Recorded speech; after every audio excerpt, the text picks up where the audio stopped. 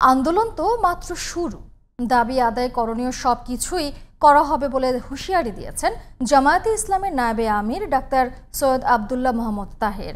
কয়েকজন উপদেষ্টা সরকারকে বিভ্রান্ত করছে অভিযোগ করে তাদের দ্রুত সরিয়ে দেওয়ার আহ্বানও জানিয়েছেন তিনি। একই সাথে আগামী নির্বাচনে আওয়ামী লীগের পাশাপাশি জাতীয় পার্টিকেও নিষিদ্ধের দাবি জানিয়েছে দলটি। মাহমুদ সোহেলের রিপোর্ট।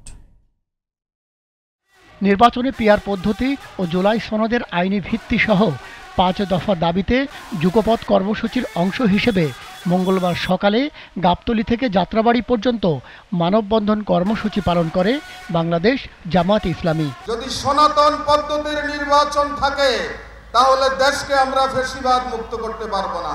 এতে অংশ নেন দলটির কেন্দ্রীয় ও মহানগর নেতারা।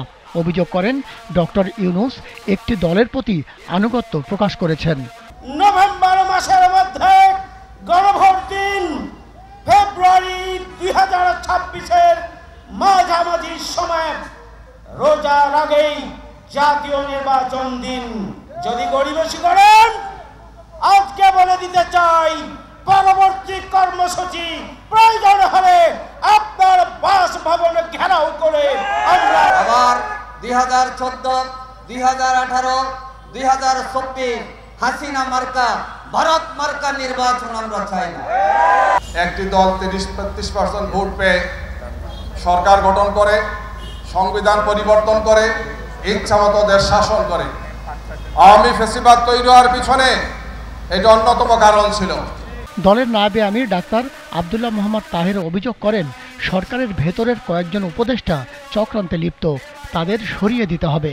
জানান ৫ দফা দাবি আদায় করেই ঘরে ফিরবে জামাত। মাননীয় প্রধান উপদেষ্টা যে সমস্ত উপদেষ্টারা একটা দলের পক্ষ হয়ে ভিতর থেকে কাজ করছে তাদেরকে সরান। আপনি যদি নাম জানতে চান আমাদের কাছে আপনার লোকের মাধ্যমে আমরা নাম দিয়ে দেব, আর যদি না হয় বলে দিয়েছি প্রকাশ্যে বলে দেব, এবং প্রকাশ্যে বলে দিলে যে বিপর্যয় নেমে আসবে সেই দায়িত্ব আপনাদের নিতে হবে। যুগপৎ আন্দোলনের অংশ হিসেবে জামাতের কর্মসূচির প্রতি একাত্মতা প্রকাশ করেছে ইসলামী আন্দোলন বাংলাদেশ সহ কয়েকটি ইসলামী দল। Mahmud Sohel, GTV news, Dhaka.